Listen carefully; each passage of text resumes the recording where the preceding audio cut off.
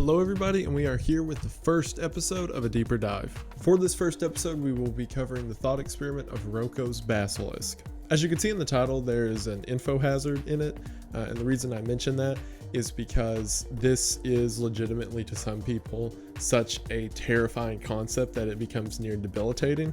Like, the concept of this thought experiment is that knowing about it in detail is what leads you to danger. So if you're someone who has real problems with existentialism or something like that, this may not be the video for you, but it was such a widespread problem online that I wanted to put that disclaimer out there. Without further ado, we'll go ahead and get into it. I do want to say though that if there are any other topics from the iceberg that you'd like me to cover, please leave them in the comments. I try to read every comment. And as always, thank you for watching. The concept of Roko's Basilisk began when a user by the name of Roko left a post about it on the Less Wrong forums. The original post is kind of long, so I'm just going to summarize it here, but if you want to read the original copy, there will be a link to the Rational Wiki forum in the description. The thought experiment went something like this.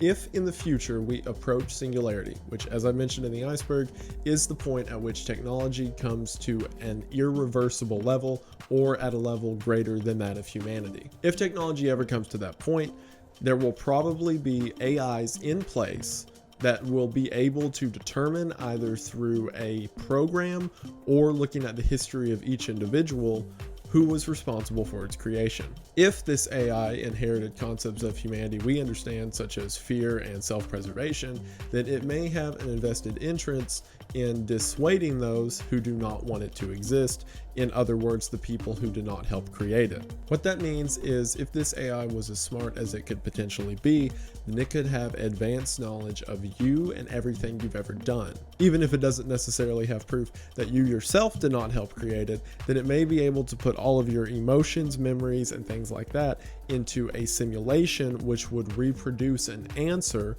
which the AI would probably consider enough to judge you on. All of that boils down to the same concept, that if you do not help this supercomputer come into existence, then it will end your existence or at least make it a living hell. Something that really gets brushed over in this is that it is not expressly saying that the computer will kill you.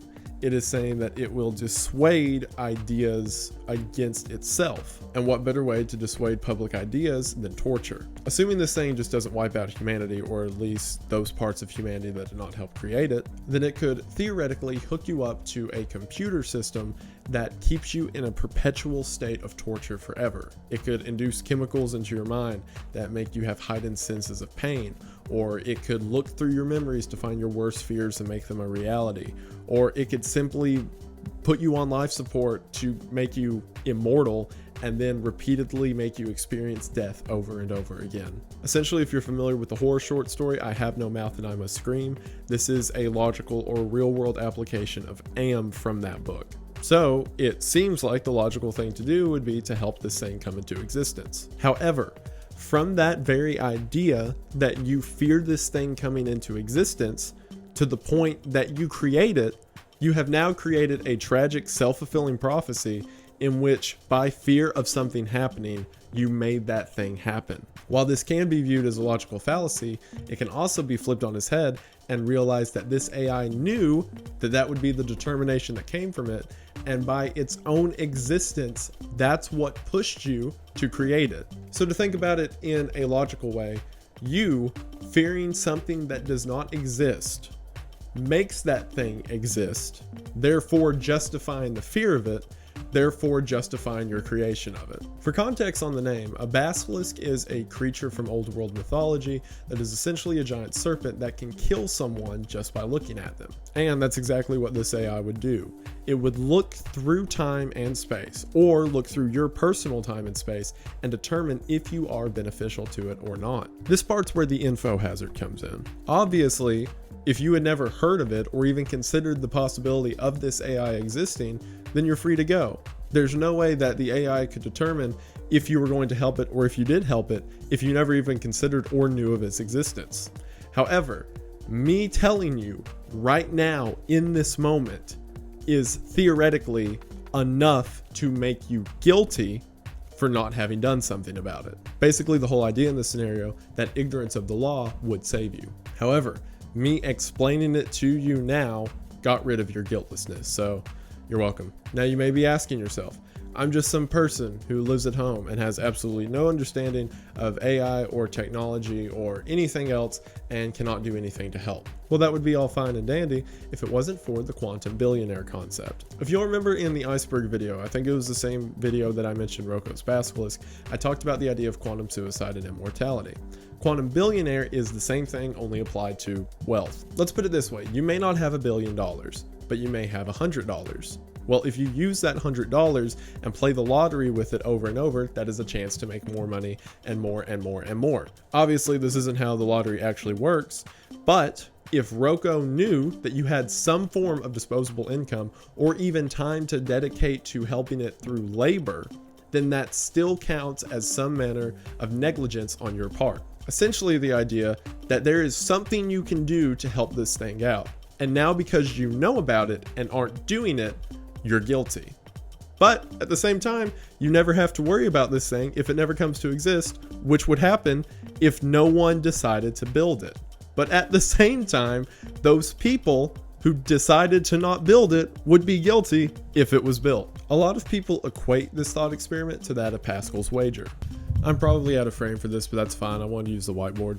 Pascal's wager was developed by Pascal and was used by him to determine if it is worth your time to believe in the existence of God. The thought experiment goes something like this. It combines two factors, your belief in God or your non-belief in him, and the idea that God could be real or God could be fake. If God is real and you believe in him, then you are destined for an eternity in heaven, which is a good thing. If God is fake and you believe in him, well, then nothing really happens. The outcome isn't affected either way.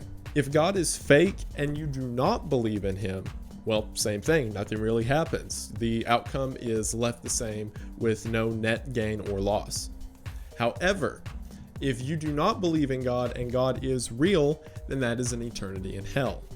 Therefore, it makes sense in every equation to believe in God rather than not, since your options are either heaven or nothing happening. So, how does this apply to Roko's Basilisk? Well, if you're thinking I'm comparing Roko's Basilisk to the idea of a god, that's because I am. The idea behind it being that this AI would be so powerful it would be near that of a deity. Therefore, your judgment, be it good or bad, entirely rests on it. Put it this way, if Roko's Basilisk isn't real and you don't help it, well, nothing happens. Just like if you were to try to help it, but it isn't real, again, nothing happens. However, if it is real and you don't help it, crazy hell computer torture forever. But if you do help it, then you survive. Therefore, looking at it from the Pascal's wager principle, it is always beneficial for you to help it. Also want to emphasize here, I don't necessarily believe in this. I'm explaining how the thought experiment works. You may be sitting there thinking to yourself, well, if I simply don't believe in it and it's never going to happen, then why waste any of my time with it? Because if I choose not to do anything about it and everyone else makes that choice, it's not going to be real. But that's where Newcomb's paradox comes in. Newcomb's paradox works like this. Say I have two boxes, box 1 and box 2. You can see inside of box 1 and inside of it is $1,000. You can't see inside of box 2, but I tell you that it either has $0 in it or $1 million in it. Your two options are you can either take just box 2 or both box 1 and box 2. Obviously, this answer is obvious. You would take both boxes because if box 2 has $0 in it, you get $1,000. If box 2 has $1 million in it, you get $1,001,000. But let's throw a wrench in it. Let's say that I am a magic genie who 100% of the time can guess which of those options you'll take, and I say this. If I make a prediction that you will take both boxes, and without telling you, I put $0 into box 2. If I make a prediction that you will just take box 2, then I put $1 million into box 2. So basically, I, with my magic genie powers, am predicting which of the choices you will take. Now, this still should be pretty easy, because if I am right 100% of the time, and say you choose to take both boxes, well, then there's going to be 0 in box 2, which means you just get $1,000. And again, assuming that I am right 100% of the time, and you decide to take box 2, well, that's $1 million. But what if I'm not right 100% of the time? What if I'm right 90% of the time? Well, that's still a pretty good chance, but there's that 10% chance that you'll miss out on $1,000 because you decided to take box 2. And if that happened to be 10% of the time I'm wrong, you now don't have any money to show for it. But what if I'm 80% correct, or 70, or 60, or on and on it keeps going? What if your outcome was based on my prediction of what you would choose? And this in itself is a hard concept to deal with, because how could you choose both boxes, or at least be predicted to choose both boxes, but then choose just the second box? How could you go against your own prediction of what you chose? Without getting into all the numbers theory of it, the reason Newcomb's paradox has been so confounding for such a long time is because it takes two separate concepts of rationality and pins them against each other. One side being, I will take the option that will give me the most profit. The other side being, I will take the most stable option. Because again, no matter what happens, if you pick both boxes, you get $1,000.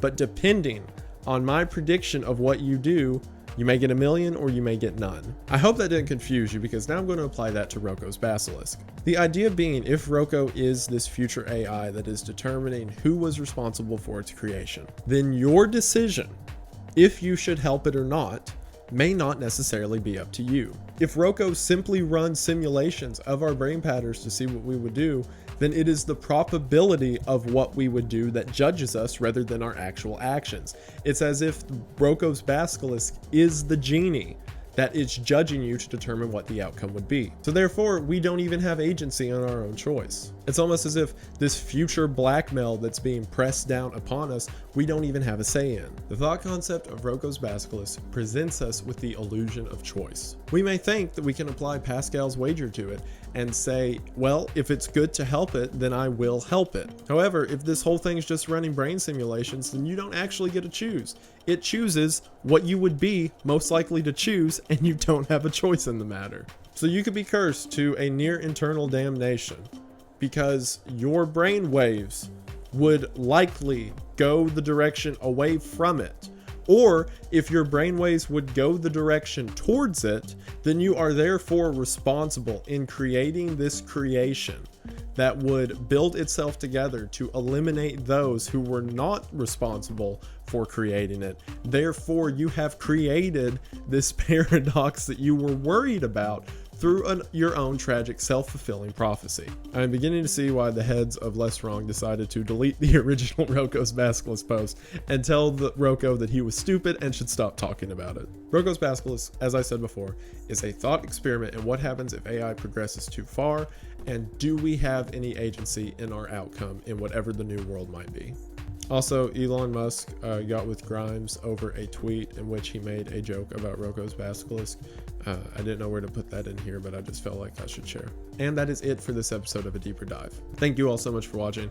As I mentioned before, if there's any other concepts you want to see me cover, please leave them in the comments below. Also, please let me know what you think of this series, because I would absolutely love to do more. Thank you to all of my subscribers. Very special thank you to all my patrons, and a very, very special thank you to my top tier patrons. Thank you, Kayla. Thank you, Peth. Thank you, Eddie. Thank you, Benjamin. Thank you, Tim. Thank you, Publius. Thank you, Saucy. And thank you, Phasia. Link for that, as well as the original Roko's Basilisk post, will be in the description, as I mentioned before. New iceberg video coming out again later this week. I really enjoyed researching this, and I hope you all enjoyed. I hope it wasn't too boring. And I will see you all in the next one. Bye.